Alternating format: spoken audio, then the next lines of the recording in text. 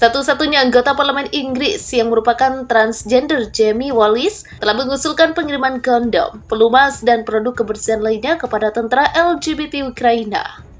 Ia juga mengatakan Presiden Volodymyr Zelensky harus menyambutnya secara pribadi. Wallis menyampaikan saran tersebut melalui panggilan Zoom dengan orang yang dia yakini adalah Garry Kasparov, mantan Grandmaster catur dan sekarang merupakan pembangkang Rusia yang vokal. Namun pada kenyataannya, dia sedang berbicara dengan Vovan dan Lexus, dua orang usil asal Rusia yang terkenal. Keduanya memposting potongan percakapan selama 16 menit secara online pada Senin kemarin. Kedua orang usil tersebut membuat Wallis mengadvokasi promosi transgenderisme di sekolah-sekolah dan mengungkapkan harapan bahwa Inggris akan memiliki Perdana Menteri transgender. Namun pada satu titik, mereka mengaku telah mendengar dari tentara gay di militer Ukraina yang mengatakan bahwa mereka benar-benar bisa menggunakan sumbangan mainan seks dari Barat. Menurut anggota parlemen konservatif untuk Brigjen di Wallace, mainan seks akan menjadi hal yang sulit, tapi apapun yang berkaitan dengan kebersihan atau pencegahan penyakit menular seksual adalah hal yang pasti. Jadi kondom, pelumas, peralatan kebersihan, dan hal-hal seperti itu sama sekali tidak menjadi masalah.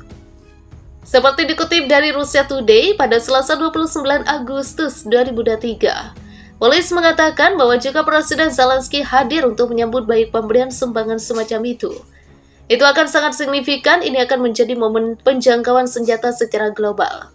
Pemerintah di Kiev telah memanfaatkan sudut pandang LGBT untuk mendapatkan lebih banyak dukungan dari AS dan sekutunya, yang telah memberikan bantuan militer lebih dari 100 miliar dolar dan keuangan ke Ukraina sejak Februari 2022. Pada bulan Maret, sebuah partai kecil di parlemen yang bersekutu dengan Zelensky mengusulkan melegalkan serikat sipil sesama jenis dengan alasan kebutuhan tentara LGBT yang berperang melawan Rusia. Partai yang sama kemudian mengusulkan pencabutan larangan memproduksi pornografi, dengan mengatakan hal itu akan menghasilkan lebih banyak pendapatan pajak bagi Kiev. Awal bulan ini, militer Ukraina menunjuk juru bicaranya yang berbahasa Inggris, Sarah Aston Kirillov, seorang mantan jurnalis transgender Amerika. Aston Kirillov dengan cepat menarik perhatian media dengan melakukan dehumanisasi terhadap orang-orang Rusia dan menindak CNN agar mengubah salah satu cerita mereka menjadi pejuang asing Barat dan bukan tentara bayaran seperti yang ditulis aslinya.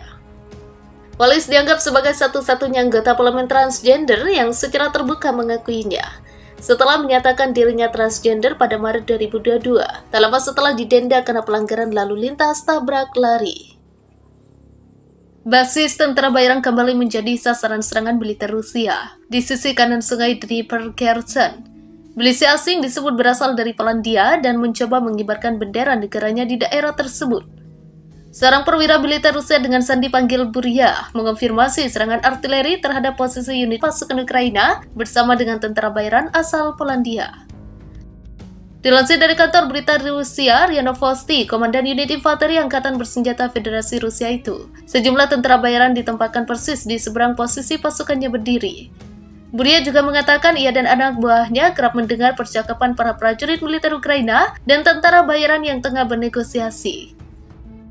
Dalam pantauannya, para tentara bayaran bahkan sempat mencoba mengibarkan bendera Polandia di daerah penempatan. Hal ini yang akhirnya membuat Buria langsung melakukan tindakan. Ia memberitakan anak buahnya untuk melaporkan koordinat posisi tentara bayaran kepada unit artileri militer Rusia. Seketika, sarang tentara bayaran negara anggota Pakta Pertahanan Atlantik Utara NATO itu dihujani peluru meriam dan roket. Suatu kali kami menyaksikan bagaimana orang Polandia meletakkan bendera mereka pada posisi yang diperlengkapi di hadapan kami. Rupanya mereka terlalu banyak membiarkan diri bersantai.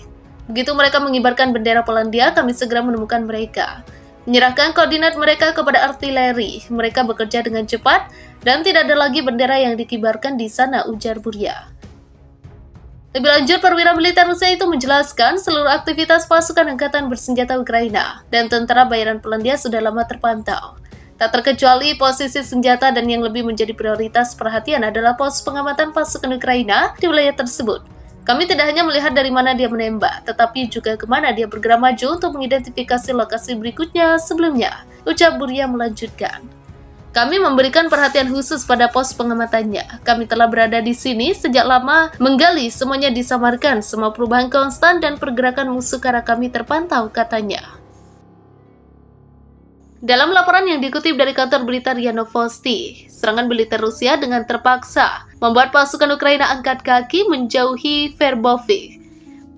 Musuh memindahkan bala bantuan Gara Orekovsky dan memusatkan pasukannya di daerah desa Verbovoye untuk meratakan garis depan dan mengepung Robotino.